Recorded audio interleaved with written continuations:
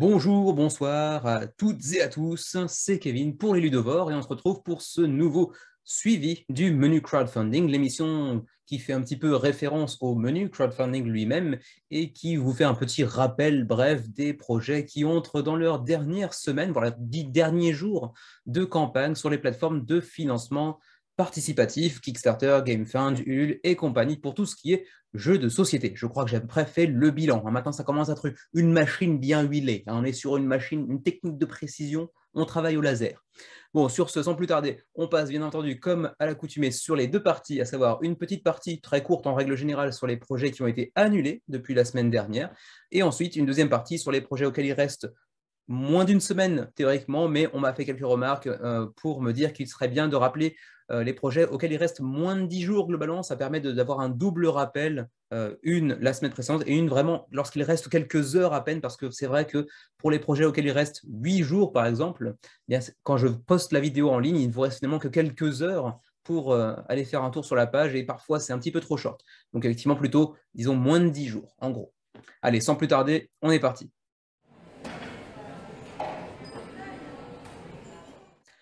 Seul projet annulé de la semaine, il en fallait bien un. Cette fois-ci, c'est Cruise of Eridanus, que j'ai présenté il y a 3 jours à peine, le 20 février dernier. J'avais fait une blague un peu malheureuse sur le titre de ce jeu, qui rappelle un certain orifice du corps humain, que voulez-vous? J'espère que ce n'est pas de ma faute, ce résultat. Je ne pense pas qu'il faille m'accorder autant d'importance, bien évidemment. Mais très honnêtement, ils ont pris une tarte. 171 contributeurs, 12 000 euros. Bon, non, je plaisante évidemment. 12 000 dollars plutôt qu'euros d'ailleurs. C'est pas un mauvais résultat en soi, puisque je rappelle que c'était le premier projet de Dakota Ridge Games. Mais c'est vrai que, comme je l'avais dit, c'est pas spécialement très joli. Pour un jeu en bac à sable semi-coop, ça peut être assez intéressant sur le papier, mais je n'étais pas très convaincu par l'aspect visuel du jeu, y compris par la direction artistique des personnages, etc. Après, l'univers, c'est vrai que la thématique, c'est pas un truc qui m'intéresse outre mesure non plus. Mais bon, voilà, c'est un échec pour Cruise of Eridanus. J'imagine qu'on les retrouvera prochainement avec une nouvelle campagne.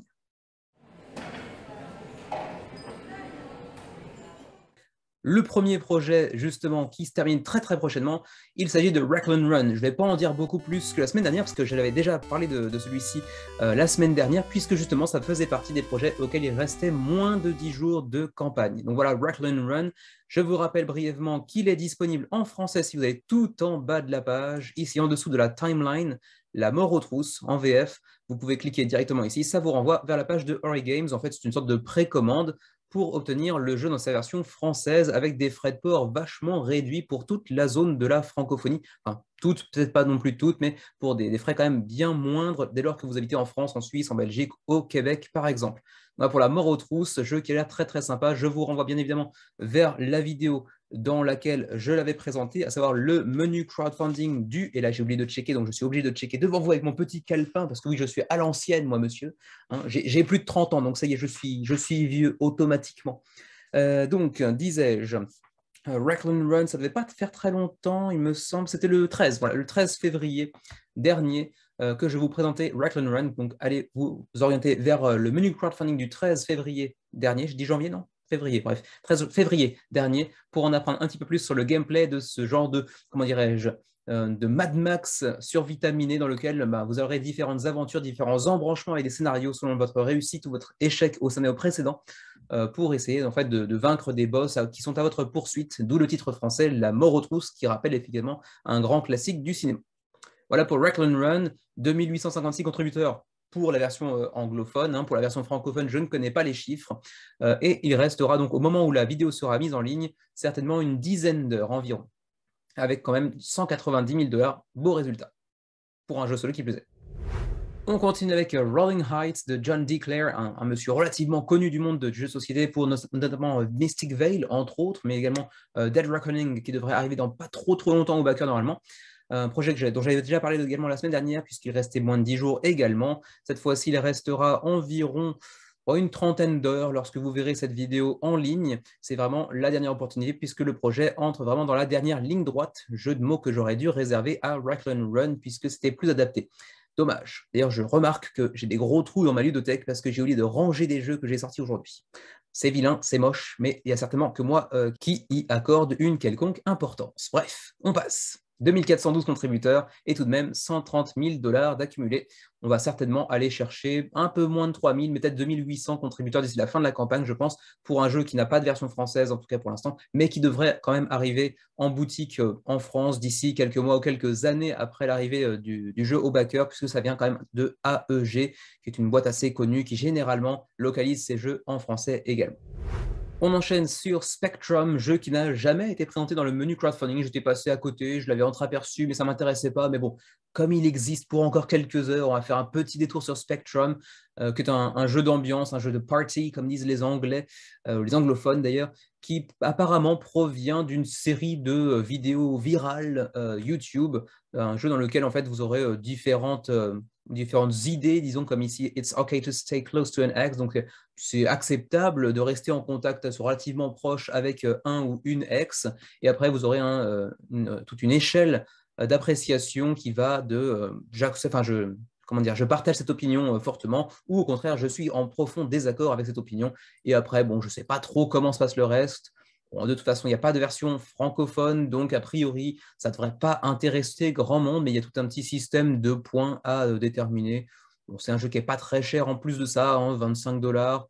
35 si vous prenez une petite extension apparemment. Il y a tout un tas de petites extensions qui rajoutent encore plus de rejouabilité, hein, puisque par exemple ici, on a du NSFW, c'est tout ce qui est not safe for work, donc les sujets un petit peu délicats qu'on n'aborde pas au bureau par exemple, l'amour, les sujets existentiels, l'apocalypse, etc. Bref, un petit peu plus de rejouabilité. Ça rejoint un petit peu tous ces jeux d'ambiance, peut-être un petit peu comme Cards Against Humanity ou encore Blanc-Manger Coco, enfin toutes ces choses-là qui vont flirter un petit peu avec le politiquement incorrect, mais voilà, rien de très intéressant au final pour ce jeu. Donc voilà, je ne vous encourage pas spécialement à y aller, d'autant qu'il n'y a pas de version française. Si vous êtes vraiment intéressé, 15 € de frais de port pour l'Europe, 15 également pour le Canada. Voilà pour Spectrum. 1470 contributeurs, bon, ça vient d'une série de vidéos YouTube, donc évidemment, ça gagne en popularité assez facilement. Quand vous verrez la vidéo, une trentaine d'heures, un peu plus de la fin de la campagne, et tout de même 70 000 dollars d'accumulé. Présenté le 30 janvier dernier, janvier ce coup-ci, mais également un peu plus tôt en octobre ou en septembre 2021, puisque c'était sa deuxième tentative ici. Jangnan entre là aussi dans les dernières encablures de sa campagne, puisqu'on aura, lorsque la vidéo sera publiée, à peu près 45 heures de campagne pour décider, hein, donc un peu moins de 2 jours, pour décider de backer ou non ce petit projet qui est désormais à 870 contributeurs, qui cette fois a réussi son pari, hein, puisqu'on est à 70 000 dollars d'accumulé sur 10 000 nécessaires, alors que la première campagne, ce n'était pas forcément hyper bien passé. Alors, les projets précédents n'avaient pas de stretch goals, mais c'est le cas par contre ici, donc on va faire un petit tour pour voir ce qui a été débloqué depuis la dernière fois. Notez au passage que la version française a été débloquée depuis l'apparition du projet sur Kickstarter, donc gros plus pour ceux qui s'intéresseraient au jeu. Je pense notamment à Anthony, notre commentateur numéro 1, toujours dans notre petit cœur de gamer, qui s'intéresse particulièrement aux jeux à thématique asiatique, et ça pourrait fortement l'intéresser. Donc oui, je te hype, mon petit Anto, parce que je sais que ce jeu te fait un petit appel du pied et qu'en plus tu ne back pas grand-chose ces derniers temps. Donc oui, je te hype, Anto back ce petit jeu. Alors sur ce, les stretch goals, disais-je, à moins que je ne me sois trompé et qu'il n'y ait pas de stretch goal, qui est tout à fait possible. Regardez, la ribambelle de projets ici cette semaine, je mélange peut-être un peu des trucs. Non, il y avait bien des stretch goals. Je ne dis pas totalement n'importe quoi, ou pas que n'importe quoi.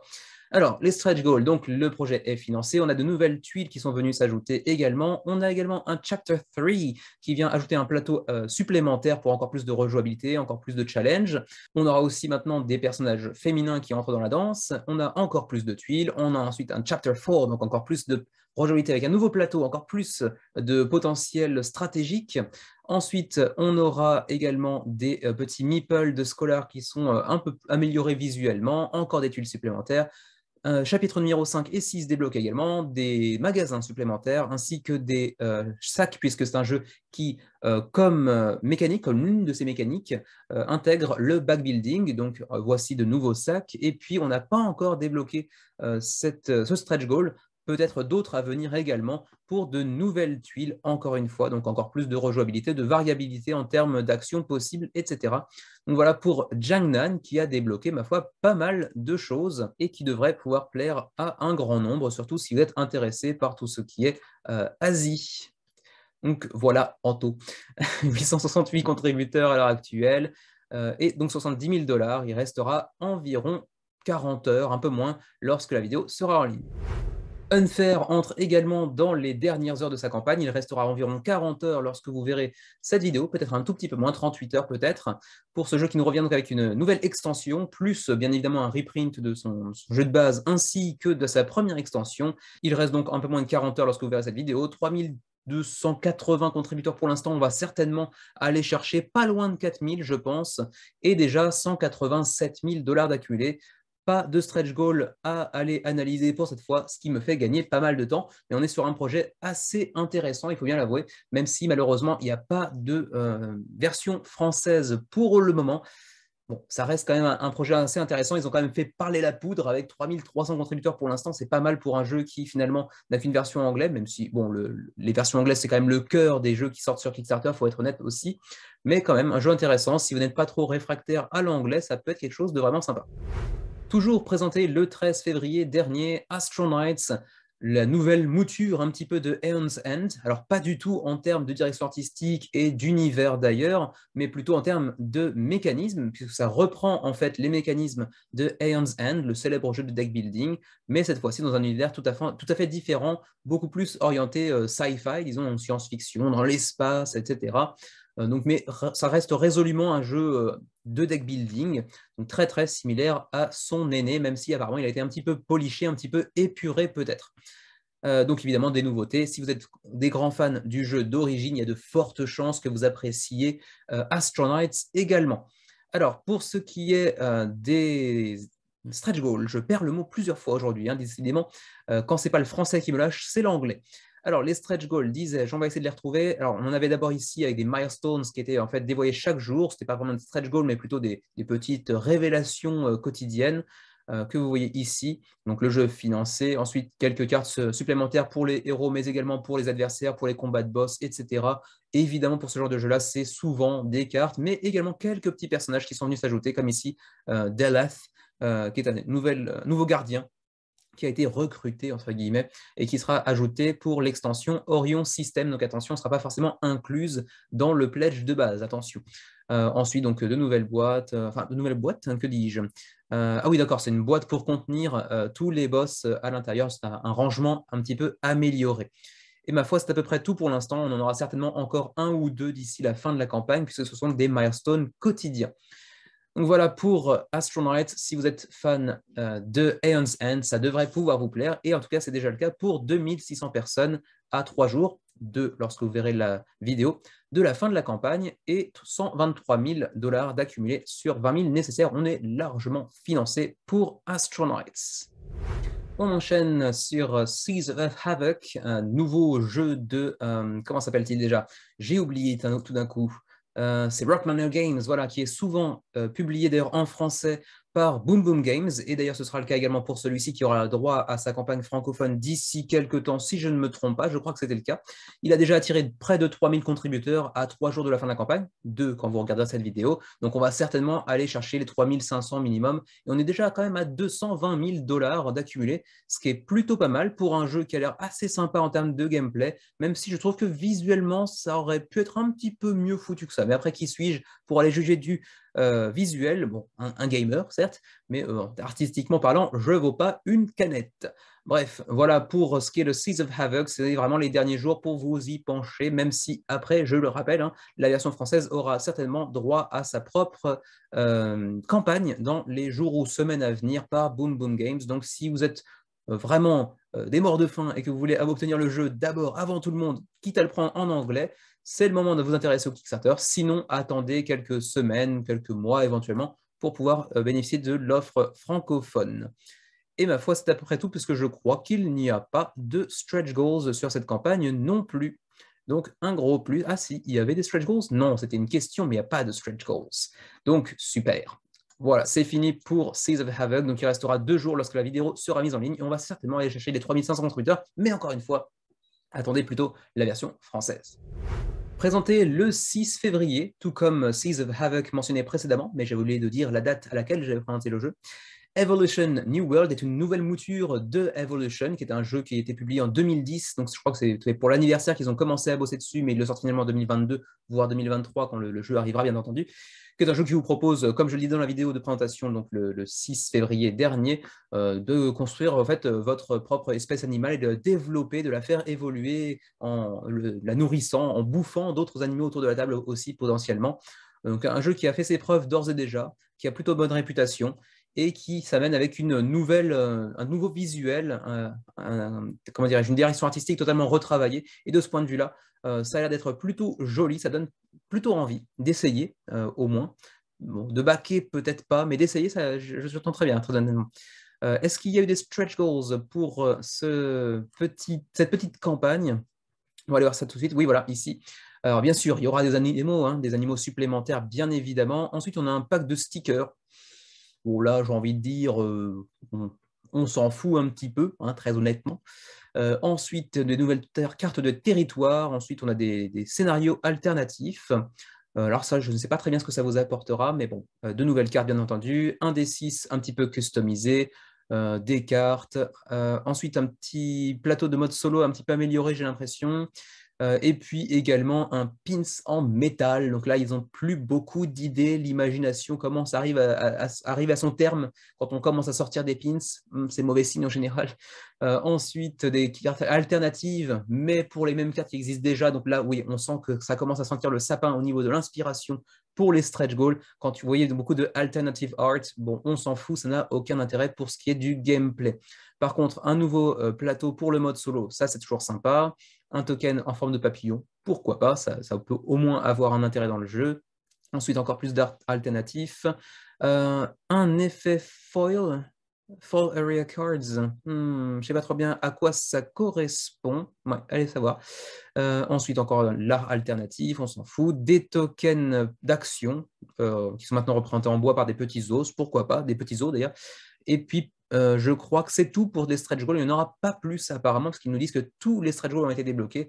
Donc, il n'y en aura pas plus dans les jours à venir. Donc voilà, c'est à peu près tout pour Evolution et cette nouvelle mouture qui est donc New World. 2370 contributeurs à 2 jours, lorsque vous verrez cette vidéo, de la fin de la campagne. Ça devrait là encore aller chercher les 2800, je pense. Et on est actuellement à 120 000 dollars d'accumulé. Présenté le 30 janvier dernier, Open Relationships. On parlait tout à l'heure de jeux qui frôlent avec le politiquement incorrect sans véritablement aller jusqu'au bout et puis qui ne sont pas spécialement très intéressants en termes de gameplay. Enfin, c'est aussi parce que je ne suis pas très très fan des jeux d'ambiance, soyons très honnête. C'est encore le cas ici avec Open Relationships, tout comme Spectrum tout à l'heure. On est à 1500 contributeurs. Il n'y a pas de version française de toute façon, donc ça ne devrait pas intéresser grand monde, même si le projet est financé et qu'il a fait plutôt un joli résultat, mine de rien, à 3 jours de la fin de la campagne, près de 1500 contributeurs pour ce jeu qui vous propose de faire des associations d'idées. Vous avez 2 mots, par exemple ici téton avec chat, et puis ensuite un début de phrase que vous devrez compléter, par exemple ici surprenamment, et ensuite je panique quand. Donc, et vous essayez de trouver une association d'idées entre le téton, les chats, quelque chose de surprenant et le sentiment de panique quand quelque chose arrive. Donc voilà, c'est pas spécialement très très intéressant, surtout quand il n'y a pas de version française dans les parages. Kabula maintenant, Kabula 320 contributeurs, c'est financé désormais avec 31 000 euros sur 20 000 nécessaires. Il reste un petit peu moins d'une semaine pour vous pencher sur le sujet. Ce jeu très très très spécial puisque vous voyez, c'est plein d'humour très gras. C'est pas de l'humour très sophistiqué, mais parfois ça peut suffire à une bonne crise de fou rire avec des potes. Pourquoi pas? Faut juste être dans le bon délire. C'est pas spécialement un truc qui m'attire outre mesure, mais ça peut être assez marrant. Un jeu d'aventure plein d'humour un petit peu graveleux, qui vous propose différentes versions avec ou sans miniature, par exemple. Je vous renvoie vers la vidéo, bien entendu, dans laquelle je présentais le jeu. D'ailleurs, encore une fois, je n'ai pas checké. Kabula, c'est le 13 février dernier, pour en apprendre un petit peu plus. D'ailleurs, le 13 février, je vous renvoie certainement déjà à une autre vidéo un peu plus ancienne, puisque le jeu avait fait l'objet d'une autre campagne l'année dernière, mais qui n'avait pas donné grand-chose. Les stretch goals. Alors, les stretch goals, on a de nouvelles cartes de rencontre, on a des nouvelles cartes d'équipement également, des nouvelles cartes d'automat pour les héros, apparemment, peut-être pour pouvoir jouer en solo, oui c'est ça, pour jouer en solo. Ensuite, on a un nouveau monstre, on a encore un nouveau monstre, et peut-être d'autres à venir dans les jours ou les heures à venir, avec de nouveaux monstres, mais également de nouvelles cartes de rencontres, et ainsi de suite. Donc, pas grand-chose de neuf du côté de chez Kabula. Bon, voilà, ça nous met pas non plus hein, l'artichaut en fleurs, comme on dit. Voilà pour Kabula, 320 contributeurs, ça devrait aller chercher peut-être les 500 d'ici la fin de la campagne. Encore un jeu sans stretch goal, ça va rapidement, c'est très très bien. C'était un jeu présenté dans le menu crowdfunding du 6 février dernier. Il s'agit de Tracking Through History. Et j'ai envie de dire, comme souvent les jeux de Underdog Games, avec toute la série de Tracking Through the National Parks, Tracking Through the World, et maintenant Tracking Through History, ils prennent petit à petit de plus en plus de contributeurs d'une campagne à l'autre. J'ai envie de dire, c'est une belle machine, c'est bien huilé, ça marche tout seul, et c'est vrai qu'on a l'impression que les jeux s'améliorent d'un épisode à l'autre, même s'il n'y a pas de connexion véritable entre tous, si ce n'est la thématique et effectivement le titre, mais il y a aussi des mécanismes qui sont partagés en fait dans les différentes moutures de ce jeu. Mais au-delà de ça, la direction artistique a l'air sympa, la thématique de voyage dans le temps pour aller voir différents événements de l'histoire, du monde et de l'humanité, ça a l'air d'être assez sympa. Je serais intéressé, encore une fois, ça fait partie de ces nombreux jeux que j'aimerais bien essayer un jour, mais qui ne m'intéressent pas suffisamment pour aller jusqu'à le backer. Surtout que je back de moins en moins, il faut bien être honnête, même si je prends la peine effectivement de vous présenter tous ces projets semaine après semaine. Quel dévouement pour des gens que je connais si peu. C'est beau, je suis bon, je suis grand, je suis magnanime, je suis généreux et je suis à court de superlatifs. Et surtout, je me vante inutilement et pas très honnêtement. 3700 contributeurs environ à 6 jours de la fin de la campagne, 5 quand vous verrez la vidéo en ligne, excusez-moi, et donc 200 000 $ d'accumulés. Belle réussite encore une fois pour Tracking Through History. Courte campagne pour Floating Floors, présenté le 13 février dernier, le premier jeu de cet éditeur Guff Studios qui nous vient d'Australie. Un jeu d'équilibre, de dextérité, mais pas dénué de tactique également, avec des petits ninjas. Ça a l'air d'être assez sympa, d'être assez innovant dans ce que ça peut proposer en termes de gameplay, mais sans que ça m'intéresse outre mesure non plus. Faut pas déconner, il suffit pas de mettre des ninjas et des thèmes japonisants pour m'intéresser quand même. Je ne suis pas si facile à acheter. Bref, les stretch goals. Alors les stretch goals, bon bien sûr, le projet est financé et ma foi, c'est à peu près tout.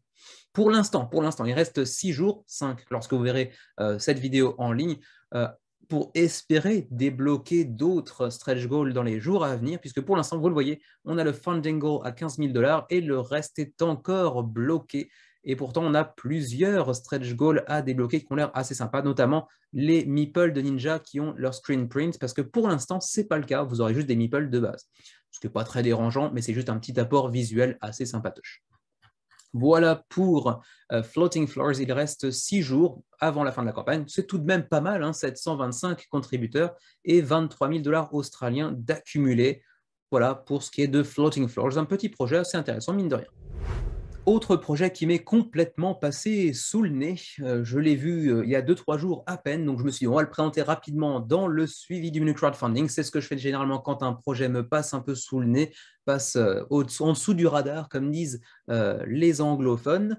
On est déjà à 489, j'allais arrondir à 500 contributeurs, disons, à 6 jours de la fin de la campagne pour Academy de West Point Board Game. West Point, qui est l'une des plus célèbres écoles militaires des États-Unis. Et donc, on vous propose de devenir, une nouvelle recrue de cette école. Et donc, vous allez essayer de devenir, j'imagine, un officier au sein de l'armée américaine, j'imagine. On a un plateau qui a l'air relativement satisfaisant. Le matériel pas fait spécialement l'air très, très, très deluxe, mais ce n'est pas forcément un mal en soi. Je ne sais pas très bien ce que ça vaut, très honnêtement. Je ne me suis pas trop penché sur son sujet, si ce n'est que c'est un jeu pour 2 à 4 joueurs, 60 minutes la partie, donc relativement facile à sortir. Il faut être assez fan de la thématique, ce qui n'est pas mon cas, mais ça pourrait en intéresser certains. Le jeu n'a pas l'air plus mauvais qu'un autre, c'est juste une thématique assez spéciale, ce qui est plutôt une bonne chose en soi. Mais il faut être assez réceptif à ce genre de thématique, bien entendu. Et en plus de ça, vous l'avez vu, un assez joli succès malgré tout pour ce jeu qui coûte 60$ en pledge de base. Et après, c'est des pledges groupés, donc un petit peu moins intéressant pour la majorité de ceux qui pourraient se pencher sur le sujet. Pour les stretch goals, pour l'instant, rien de débloqué puisque le jeu a financé mais n'a pas encore atteint 60 000$ pour le moment. Et ma foi, c'est à peu près tout ce que je peux vous dire pour Academy, The West Point Board Game. 500 contributeurs quand même, c'est pas si mal. À 6 jours de la fin de la campagne, j'imagine que quand même c'est majoritairement des Américains. 460 contributeurs américains, c'est largement, c'est vraiment 95% des contributeurs qui sont américains. Aucun Français d'ailleurs. Bon, je parle à personne du coup, tout le monde aura zappé ce petit passage de la vidéo et c'est pas grave. Allez, c'est fini pour Academy. On continue avec le prochain projet qui est Dinosaur Exhibit. Alors, Dinosaur Exhibit, je l'ai présenté également le 6 février dernier, comme un bon nombre de jeux qui font leur apparition aujourd'hui dans le suivi du menu crowdfunding. Il est financé avec près de 7 000$, 200 contributeurs tout rond, ou presque, et 7 jours avant la fin de la campagne, donc 6 lorsque la vidéo sera mise en ligne. Et si vous vous rappelez bien, c'est un petit jeu de pose de tuiles et de collection, de cette collection. Vous allez en fait collectionner différents ossements de dinosaures pour aller faire votre musée et, comment dirais-je, recevoir le prix du plus beau musée d'ossements de dinosaures, en gros, avec des tuiles de différentes formes que vous pourrez essayer d'aller ajouter sur votre plateau individuel en fonction des jets de dés que vous aurez.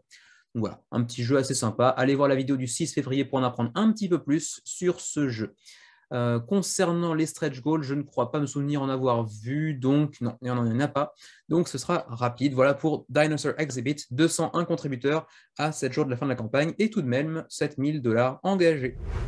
Là aussi présenté le 20 février dernier, donc il y a 3 jours à peine.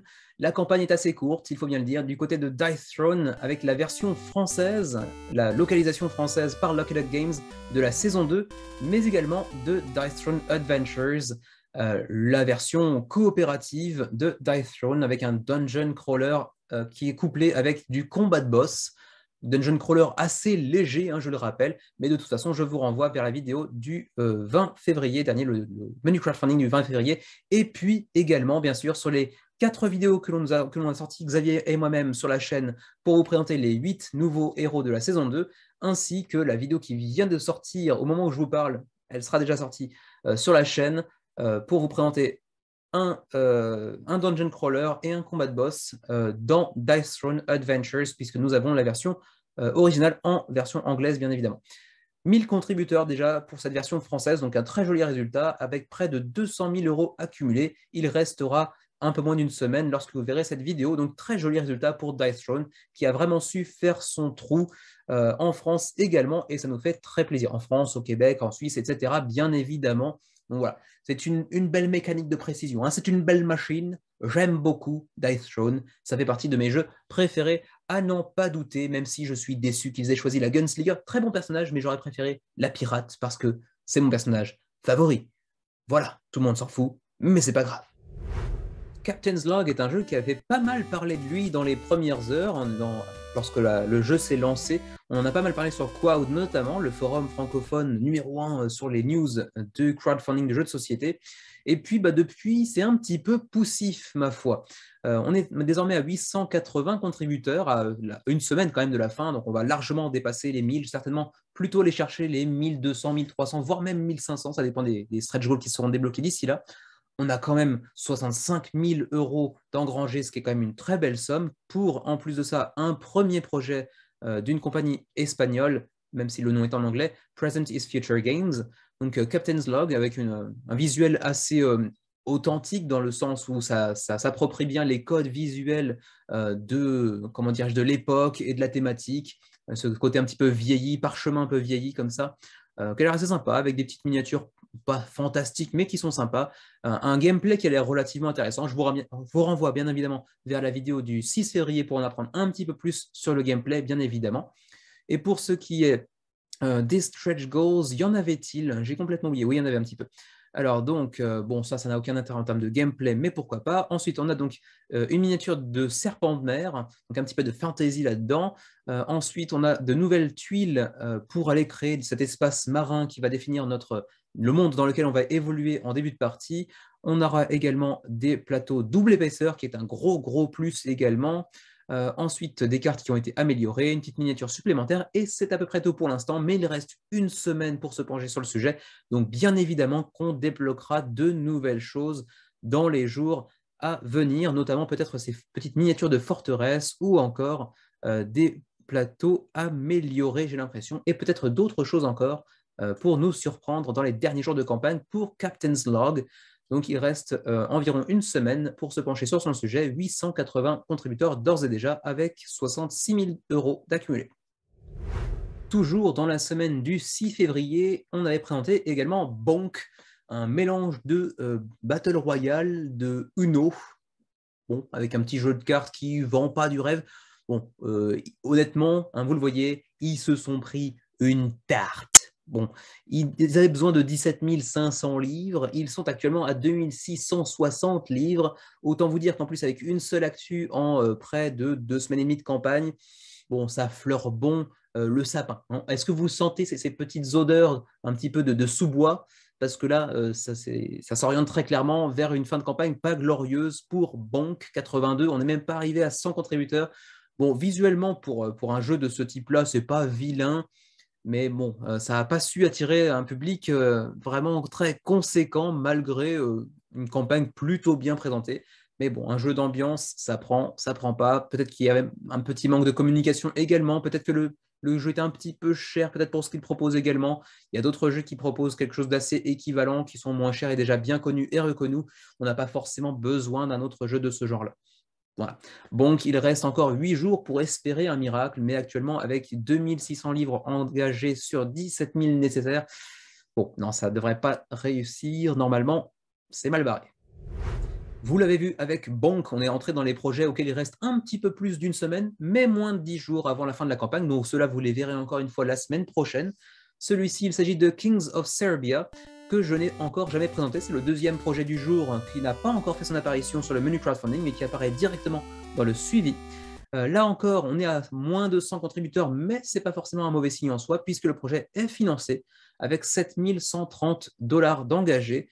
Ça fait quand même pas mal de dollars engagés par contributeur, mine de rien, pour un projet qui en plus sera disponible en anglais, italien, espagnol, allemand et en français également. Donc ça pourrait théoriquement vous intéresser.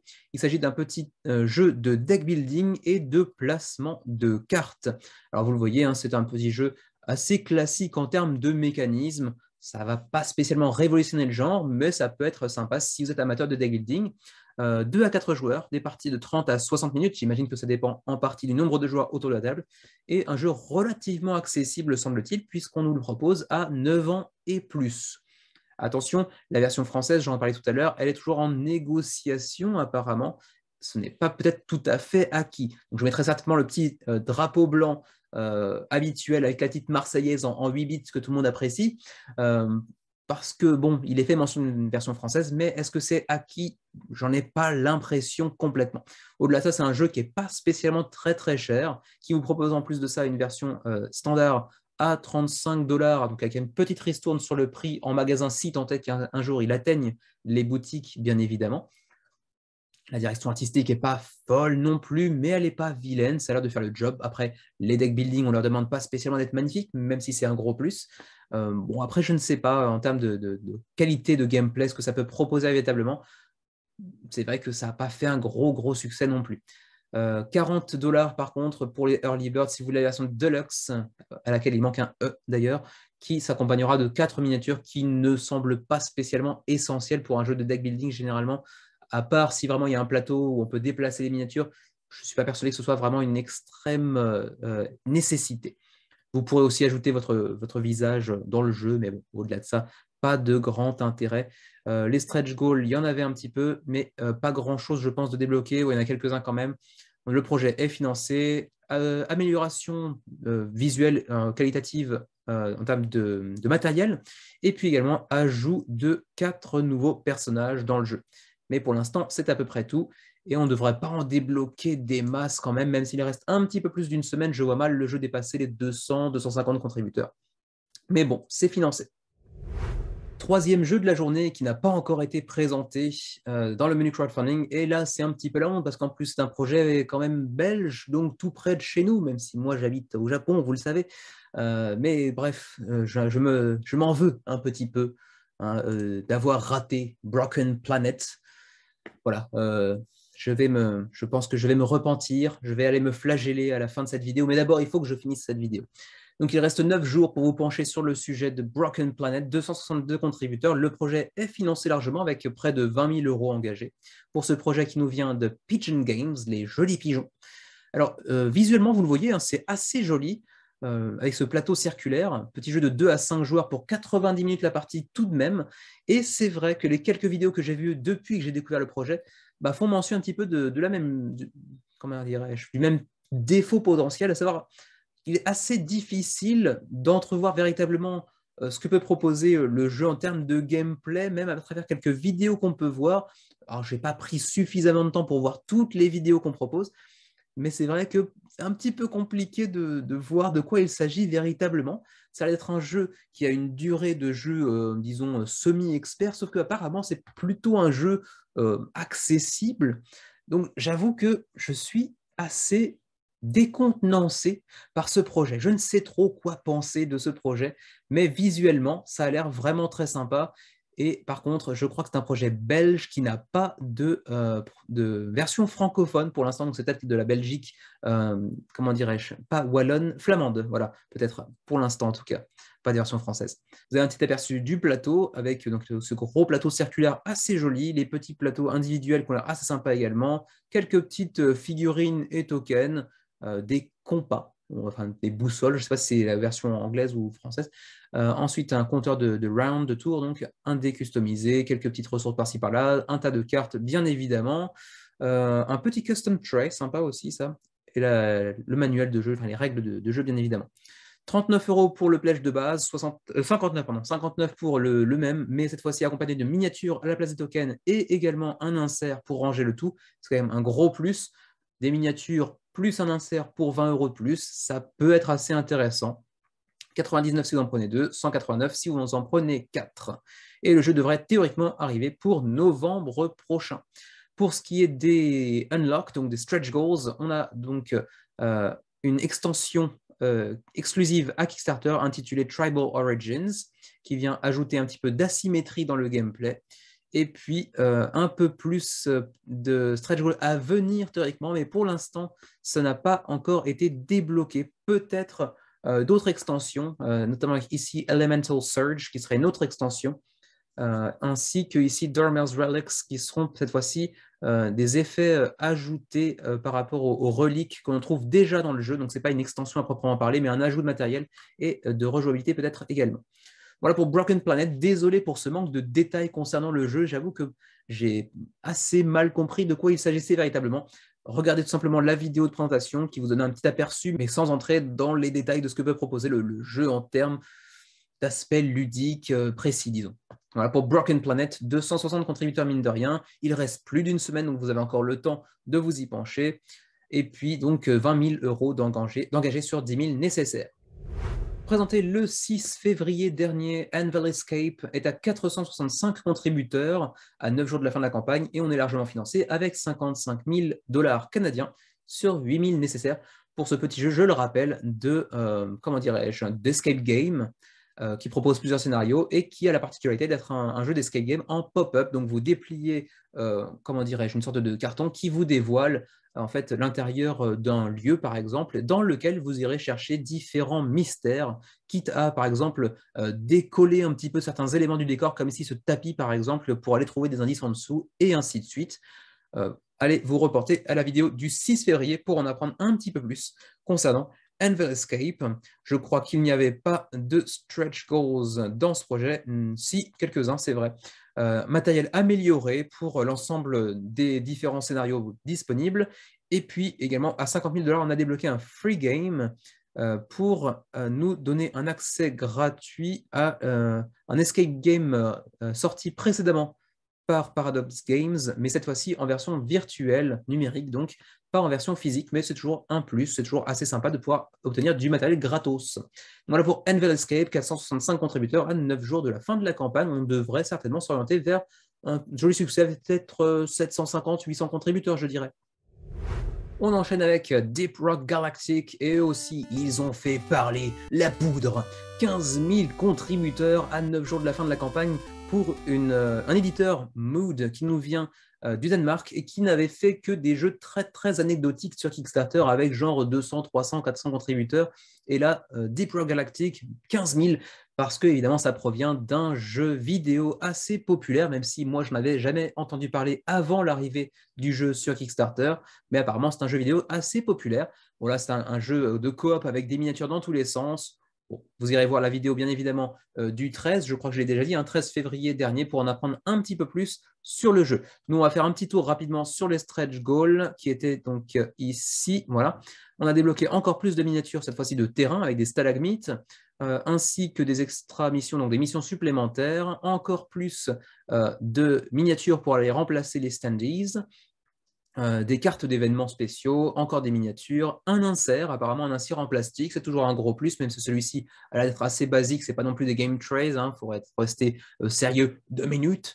Ensuite, les plateaux individuels qui sont double épaisseur. Alors justement, quand j'avais présenté le jeu, je me demandais si c'était le cas. Visiblement non à l'époque, puisque entre-temps, on vient de débloquer ça comme dernier stretch goal actuellement, donc ça doit être assez récent. Donc effectivement, maintenant, les plateaux individuels, qui sont relativement jolis d'ailleurs, sont double épaisseur, donc un gros plus là aussi, puisqu'il y aura tout un stockage de ressources, avec une gestion de ressources qui sera opérée sur le plateau individuel de chacun des joueurs, donc c'est plutôt cool d'avoir des double épaisseurs. On aura potentiellement... Ah non, c'était pas le dernier, excusez-moi, c'était pas du tout le dernier. Je suis en train de perdre la tête. Chérie, fais quelque chose. Donc des tuiles supplémentaires de création de terrain, des cartes supplémentaires bien évidemment, des petits, comment dirais-je, des petits minéraux d'or, des petites pépites d'or, le mot que je cherchais, en plus qui ont l'air assez bien réalisés, qui plus est, c'est assez joli, c'est assez chatoyant. Ensuite, une miniature supplémentaire pour un petit robot à la place d'un token qui était préalablement disponible, des cartes, encore des miniatures, et puis ensuite, on a également tout un tas de petits tokens en plastique qui seront disponibles en add-on, attention, pour 22 € supplémentaires. Ce n'est pas directement dans la boîte de base. Ensuite, des missions supplémentaires, des miniatures, et ensuite, on en a encore un peu plus qui devraient être débloqués dans les jours à venir. On en reparlera de toute façon brièvement la semaine prochaine. Voilà pour Deep Rock Galactic, 15 000 contributeurs à 9 jours de la fin de la campagne. Est-ce que ce sera un bon jeu ou est-ce que ça repose exclusivement sur la licence dont le jeu est à l'origine? Ma foi, peut-être un peu des deux. Allez savoir, mais pour l'instant, très très joli succès en tout cas pour Deep Rock Galactic.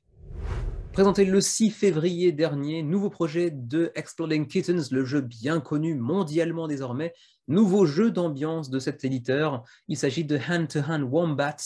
13 400 contributeurs pour ce jeu présenté le 6 février dernier. Pour ceux qui voudraient pencher un petit peu plus sur le gameplay, ce que ça peut proposer. Bon, c'est un jeu dans la lignée de ce que faisait précédemment Exploding Kittens, à savoir d'abord Exploding Kittens, bien évidemment. Il reste 9 jours pour vous intéresser au projet, qui, je crois, aura certainement une version française, mais pas durant la campagne, si je ne m'abuse. Donc, bon, malheureusement, il faudra peut-être attendre quelques mois, quelques années pour le trouver ensuite en français, mais je crois que ce n'était pas disponible dans la campagne. Je n'ai pas souvenir d'avoir vu de drapeau français ou quoi que ce soit de ce genre dans la campagne. Non, ce n'est pas le cas. Par contre, pour ceux qui seraient disponibles, qui seraient suffisamment confiants en leur disposition anglophone, vous pourriez tout de même mettre la main sur Hand to Hand Wombat. Et donc, petit détour sur les potentiels stretch goals. Les stretch goals, les voici, et ils sont de bas en haut. Donc, on commence par celui-ci à 4000 backers. On a débloqué un bandeau pour comment dirais-je, se bander les yeux, en fait, tout simplement, pour rendre le jeu plus simple, en fait, parce qu'il y aura une partie, toute une partie du jeu qui se fera, en fait, sans votre capacité visuelle, sans votre vue. Ensuite, on a débloqué des petits meeples de Wombat qui, je crois, en termes de gameplay, n'ont pas grand intérêt. Ensuite, il y a un timer qui s'illumine. Génial. Ensuite, on a des cartes fuzzy, donc Fuzzy, c'est vraiment au toucher un petit peu molletonné. Je vois pas trop comment ils peuvent reproduire ça sur les cartes, mais allez savoir. Ensuite, une boîte un petit peu améliorée. Ensuite, un timer qui va vibrer cette fois. Est-ce que c'est le même? Est-ce qu'il sera lumineux et vibrant? Ne voyez rien de sexuel là-dedans. Enfin, vous pouvez l'utiliser comme vous voulez après, comme bon vous semble, bien évidemment. Et peut-être d'autres choses à venir. En tout cas, celui-ci n'est pas encore débloqué. Pour l'instant, il ne vibre pas encore. Donc attention, si vous prenez le jeu pour ça, ce n'est pas forcément encore débloqué. Donc voilà pour Hunter x Wombat, gros succès, on le retrouvera certainement en français d'ici quelques temps, mais pour l'instant dans la campagne, ce n'est pas encore le cas. Gros succès en tout cas, comme c'était bien évidemment imaginable, près de 13 500 contributeurs, et il reste encore plus d'une semaine pour se pencher sur son cas, 725 000 $ d'accumulés, quelque part, mais bon, c'est un avis purement personnel et tout à fait subjectif. Ça fait un petit peu mal de voir autant de contributeurs et autant d'argent sur un projet de ce type-là, mais en même temps, c'est qu'il y a un public et quelque part, c'est tant mieux. La diversité dans les jeux de société, c'est aussi ce qui rend ce monde-là intéressant. Présenté le 6 février dernier, c'était d'ailleurs ce jour-là un petit peu le projet WTF. Le projet, qu'est-ce qui se passe? Qu'est-ce qu'on essaie de me vendre? Steampunk Wasteland Chronicles, je crois qu'il était plus ou moins à 35 contributeurs il y a 2 semaines et demie, il est à 38, et pourtant, 38 contributeurs, 19 000 $ d'accumulés. Ça sent un petit peu l'arnaque, mais est-ce que c'en est une? Je ne sais pas, je ne me suis pas penché sur le sujet, ça m'intéresse assez peu pour être tout à fait honnête. Zéro actu, c'est pas non plus très engageant, mais c'est financé. 19 000 $ sur 38 contributeurs. Alors là, juste par curiosité et parce que je n'ai pas envie de faire montre de mes capacités de calcul mental, parce que vous connaissez tous mes capacités hors normes de calcul mental, 19 000 $ divisé par 38, 500 $ chacun. 500 $ tout pile en plus, hein, c'est 500, hein, donc ça sent vraiment le calcul.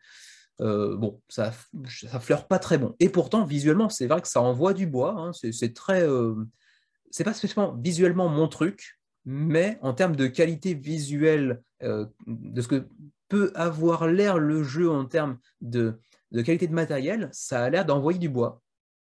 Il y a même des trucs des miniatures en métal. Ça a l'air d'être complètement surproduit, mais ça sent quand même pas mal l'arnaque. Donc, je ne saurais trop vous recommander d'aller checker Steampunk Wasteland Chronicles et encore moins de le backer, bien évidemment. Mais en même temps, si vous vous penchez sur le sujet un peu plus en profondeur que moi, vous en saurez certainement bien plus que moi sur le sujet et vous pourrez me dire éventuellement si c'est quelque chose en quel on peut avoir confiance ou peut-être que vous irez conforter mes premières impressions. Voilà pour Steampunk Wasteland Chronicles. Il reste 9 jours pour éventuellement se pencher un peu sur le sujet. 38 contributeurs, ça ne bouge pas. Ça bouge pas, c'est fixe. Hein, là, on est sur une stabilité façon électrocardiogramme plat. Steampunk Wasteland Chronicles. Et on continue et termine d'ailleurs la journée par Block by Block, le dernier jeu auquel il reste moins de 10 jours aujourd'hui. 9 jours, donc 8 jours lorsque vous verrez cette vidéo. Et déjà 2085 backers pour ce projet que j'ai présenté en plus de ça très récemment, puisque je crois que c'était cette semaine, si je ne me trompe pas. Oui, c'était cette semaine.